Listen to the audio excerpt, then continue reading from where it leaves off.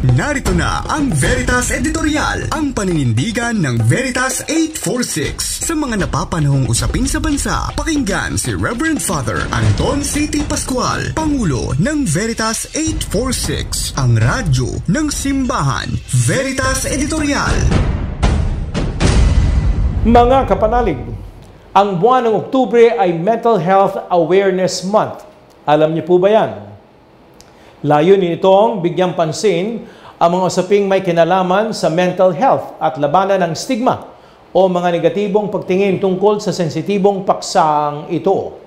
Ang mental health ay state of well-being o kalagayan ng kagalingan ng isang individual na kung saan naabot niya ang kanyang mga potensyal, naharap niya ang mga stress ng buhay, at nakapagtatrabaho siya ng produktibo. Kakabit ng mental health ay ang mental wellness na hindi lamang nangangahulugan ng kawalan ng sakit, kundi isang panghabang buhay na proseso ng pagkapatatag sa mental, emosyonal, sosyal, psikolohikal na kapasidad ng isang tao.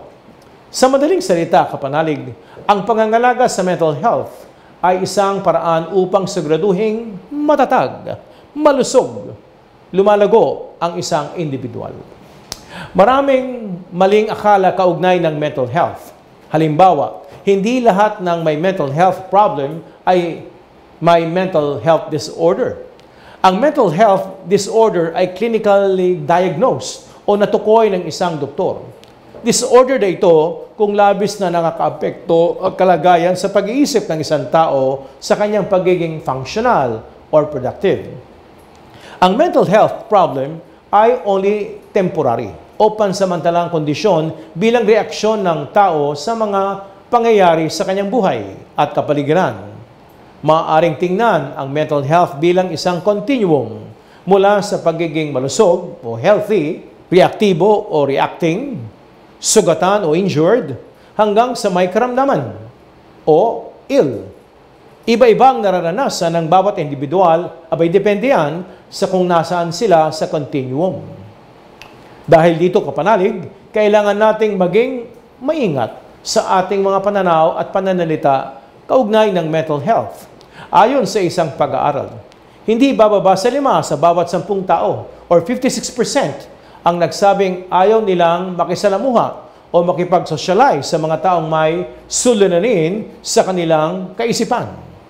Nasa 58% naman ang ayaw makipagtrabaho sa mga taong may ganitong kondisyon. Ipinakikita ng mga ito ang stigma na ikinakabit sa mental health na umaabot pa sa diskriminasyon sa mga taong may mental health problem at mental health disorder.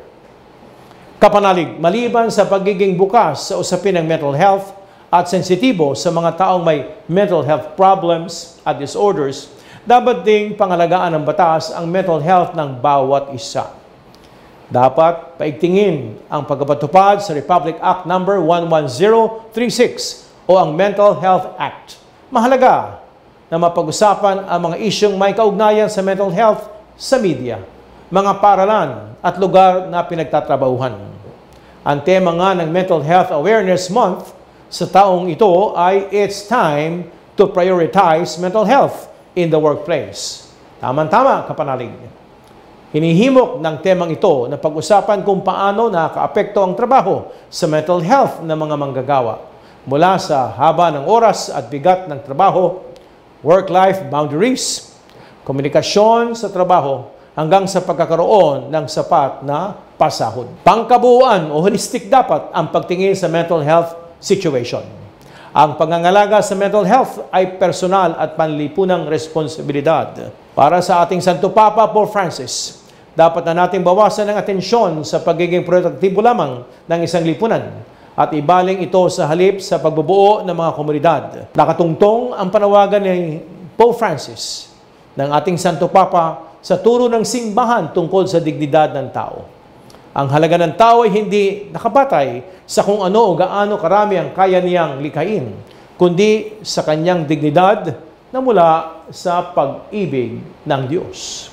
Mga kapanalig, sa pagkatapos ng buwang ito, buwan ng Oktubre, naway huwag matapos ang pag-uusap at pagpapabuti ng mga serbisyong kaugnay ng kalusugan ng isipan.